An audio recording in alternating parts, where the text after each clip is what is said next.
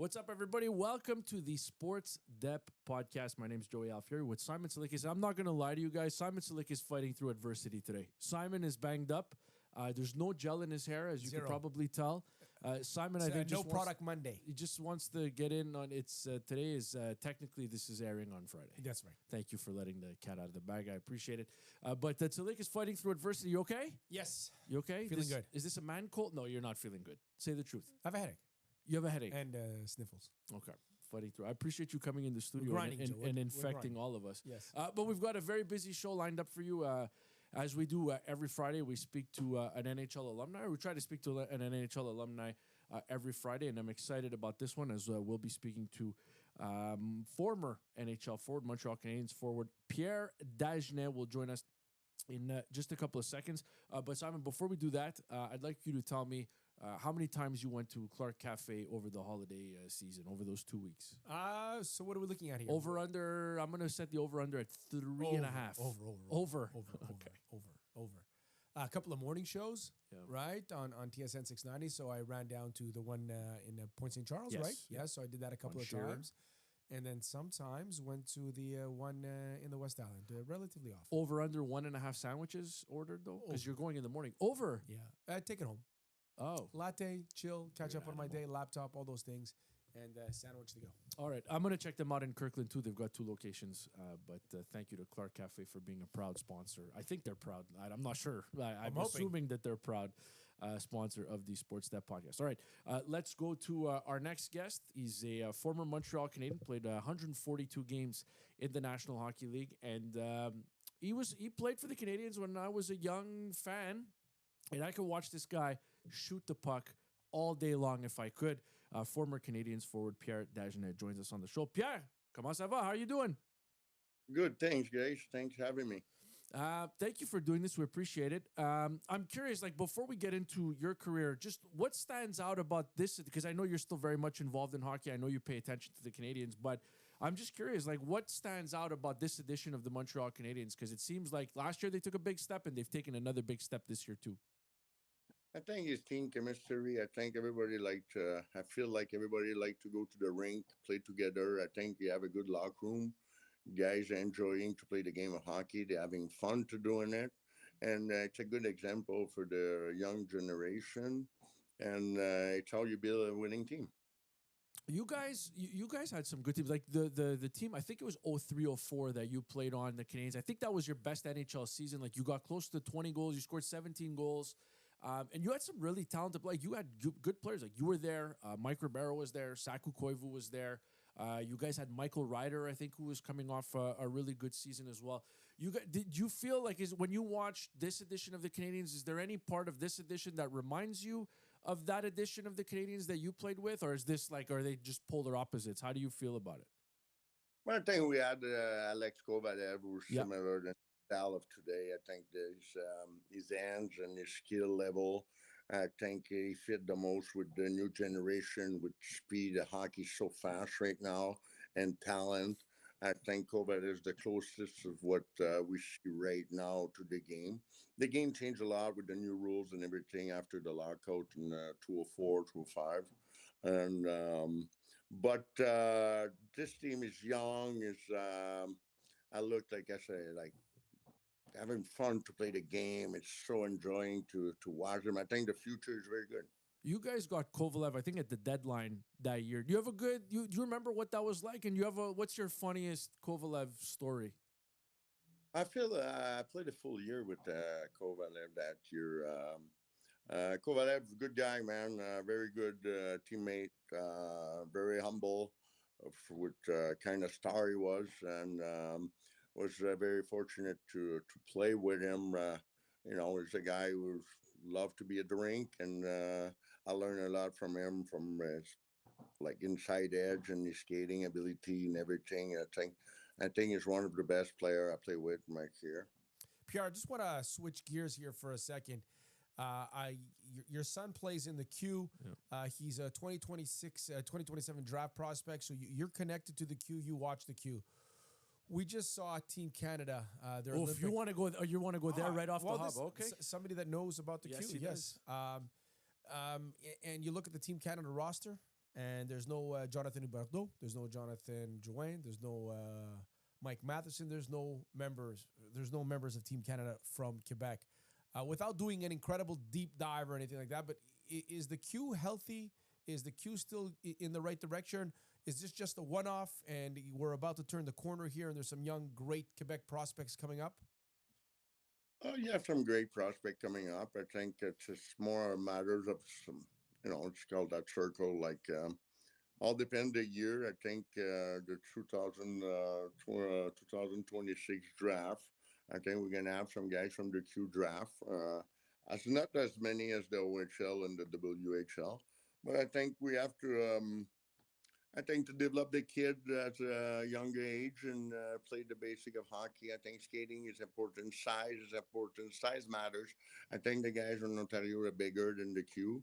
That make a difference. It's different style of the game. But we got a lot of speed here in Quebec and skill. It's a matter of time, I think, till we get some guys and represent the Q. Well, what about Canada as a whole? Like, this is 3 years in a row they get taken out by the Czechs at the World Junior Hockey Championship. I'm just curious what you've made of this last cycle of junior hockey players in the country, because this was a tournament at one point. It was a formality that Canada would win every year. Yeah, but every country, like for the past 10 years, they were looking at us and how to play the game, and now they're playing the right. I think it's puck position, the puck control, and speed, ability. I think it started at a young age. I play in Russia, I play in Finland. I think they're starting the hockey different than us. I think with the rink, the ice and four, we're playing games right away. I think we should go back like in skating ability before we're starting playing games. I think it's matter also like how many players we develop at a younger age to be a top talent. I think now we're changing the rule in Quebec for 15 years old, 16 years old with the U18. I think it's going to make a good difference. And another time when we're playing the top player where you have two double age to play together. And I think it was helping the top talent. And I think they're going to go back at that for 15, 16 years old. I think it's going to help to develop the top talent in Quebec instead of putting, I think we're pulling from behind, from the bottom instead of the top. And now I think they're going to change that. All right. I appreciate the honesty there. And look, a healthy queue is very important for the development of the young players in this province. So just to get back to the Canadians of this year, Pierre, so when you're watching the Habs and you're watching a guy like Lane Hutson, so I'm Joey, our best level of hockey was what, Pee Wee Double B, Joey? What did we do? I don't even know if I think I got cut from that team. So we got cut from Pee Wee Double B. So we're watching this guy and we're like incredibly impressed by the way he is playing the game at this age and at that size. And you as a former NHLer, like you're watching him and what are you thinking?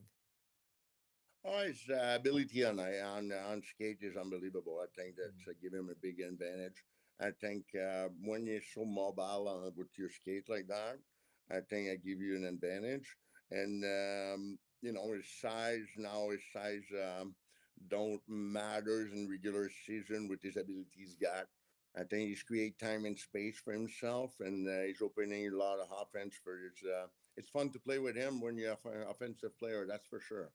Yeah, and it's so different. Like now that you look at these guys, and back when even when you played, Pierre, I mean, it wasn't like there wasn't Quinn Hughes and Lane, like the guys who were that small that would play those kind of minutes. I mean, they were few and far between. Like I'm trying to think of the guys you played with here. Like you played with Markov, you played with Sheldon Surrey, who I guess was considered offensive just because he had the big shot. Yeah.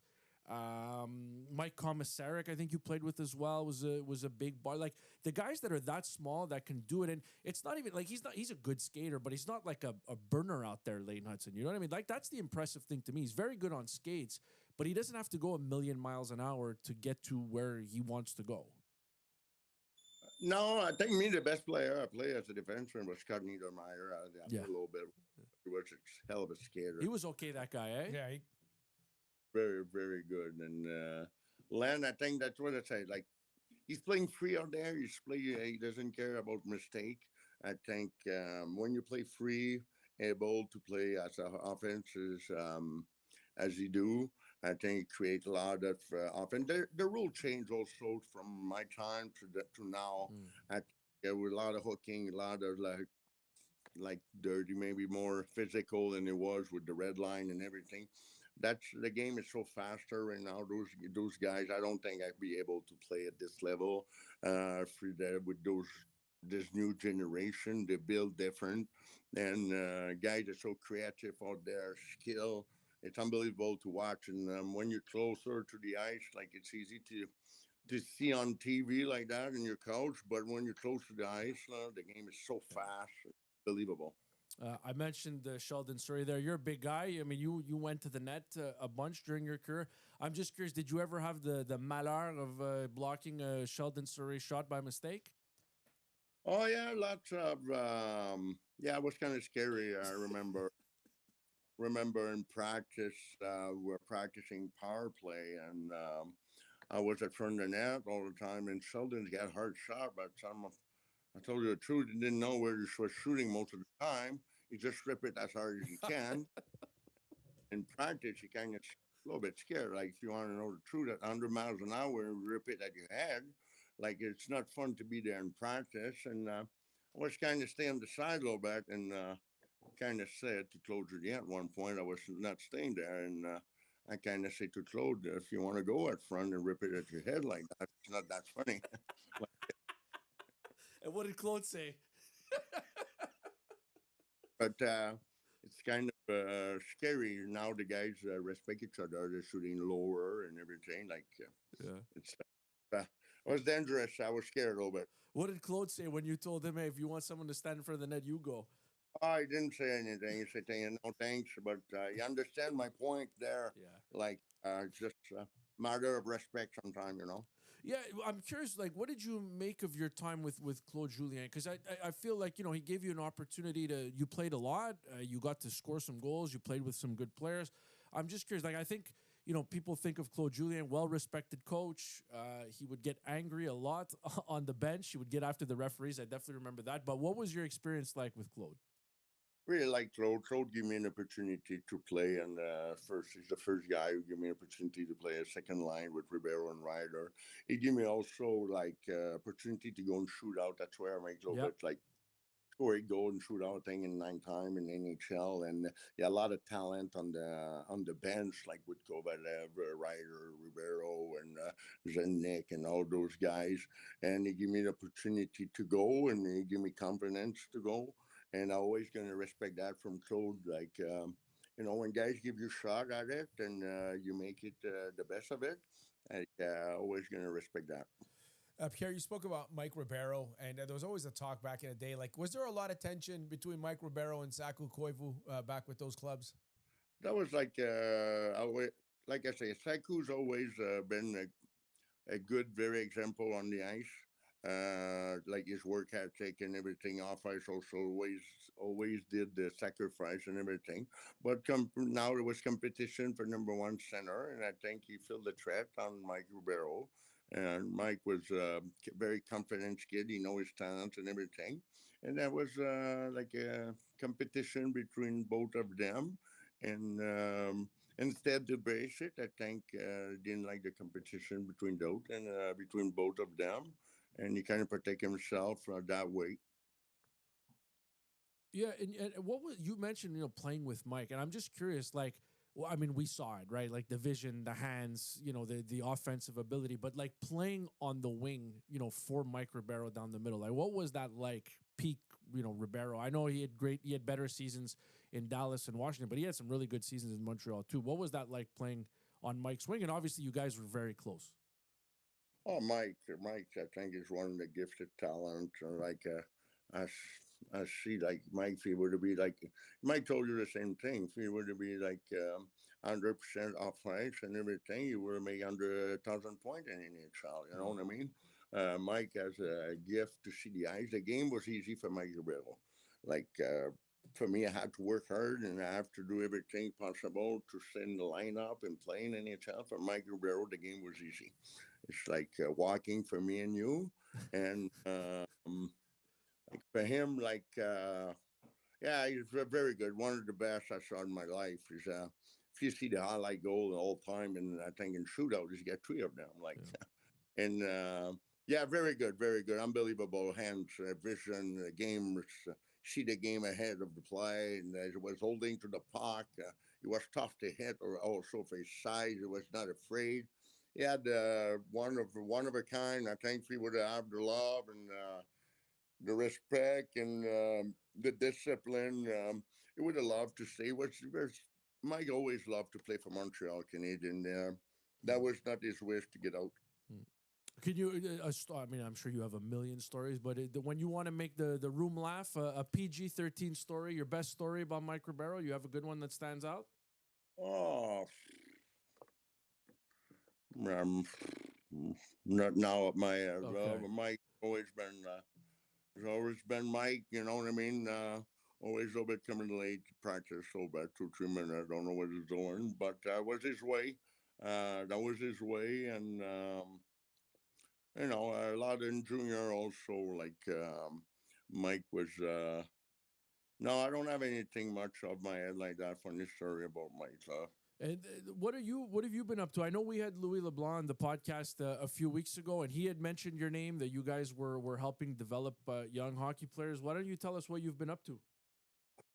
I've been with the past 7 years with the NHL agency. And with junior and pro player to development. And now over the past 2 years, I've been doing the younger age. I think the IQ of the game to go without the puck. I think 95% of the time you don't have the puck. I think I think the minor hockey, we create a little bit of robot out there, I like those guys to be free and passionate about the game, to not be afraid to do mistakes. That's what I do. I'm watching those games. I'm cutting down their game. I'm going to give them advice where to go a little bit without the puck and how the game is playing. And I give advice. Mental also. Confidence is very big, like in hockey, like compete and everything. Like I really like what I do with the kids. I don't search for kids, but when the family want help, I'm very happy to help them, and I know it's working, and that's what I do. And I try to, if they need advice where to go for a U.S. or Canada, or what to do, and I'm always there to support the family. Good stuff. Keep fighting the good fight. Thank you for doing this. We appreciate you taking the time, and all the best going forward, and hopefully we can talk to you again real soon. Thank you, guys. I appreciate it. Former NHLer Pierre Dagenais. That shot was wicked, Simon. I like the those, wrist shot was wicked. I was a fan of those teams. I like the Dagenais, like you mentioned, a couple of names there: the Kovalev, Zetnek, Koivu, Ribeiro. Fun teams. They compete. When you match up their roster to other rosters, Claude Julien, really good coach. But you probably fell short on paper. But they competed, and Pierre Dagenais was and Mike Ribeiro were. I remember in the shootout before Pierre Dagenais in the shootout. Before it was a trendy. Yeah. Before Pavel Datsyuk. Before Pavel. Maybe Datsyuk. I don't know. It was a little bit. What was the Finnish before. guy? Jussi Jokinen. Was that him? He didn't play for the Canadiens. No, we're talking about the shootout specialist. It was him. Yeah, it was him. Jokinen, he was like on. Did the Peter Forsberg move and all that stuff. Okay, Played for Dallas. Played for a couple different teams. Yes, I remember that. It was fun. It was fun watching those Canadian teams. Unfortunately, they went a couple rounds, a few times in the early 2000s, but for the most part they were but they did have some talent. And they were competitive, right? The year they were down 3-1 to the Bruins. 2004. Theodore shutout, Game 7, right? That was the one. That was the year. That was because that was the one where Surrey and Kovalev bumped into each other, and Glenn Murray scored at the Bell Center, and they went up 3-1 at that Easter point. Sunday, I believe. It could very well be. I don't remember that part. I remember I was at my grandmother. The grandmother I did the podcast at last week. I was actually like 15 feet away from that exact spot watching that game. And I was devastated. I go, how these two guys bumped into each other? Makes no sense. Yeah, and then was it 2-0? I think it was 2-0 Game 7. Good question. I don't remember. Because there's a bunch got a goal on a wraparound. I feel like Richard Sednick, in one of those Boston series, he scored the 2 goals. I feel like he scored. They won 2-0 and he scored both goals. I don't remember if that was the year. Because there was a lot of Boston, Montreal. I think they got beat up by the Lightning the year after. The series after, and the Lightning ended up winning the Cup in 2004. Yeah, that was Brad Richards, Vinny, and yes, Brad Richards was Conn Smythe Trophy winner. Good times. Tsalikis, have a great weekend. Tsalikis, always a pleasure to see you. Don't forget to subscribe to the Sports Dép Podcast on YouTube. If you're watching right now, you know exactly what we're talking about. And if you don't want to watch and you just want to listen, you can do so on Apple Podcast and Spotify as well. Have a great weekend, everybody. We'll be back on Monday.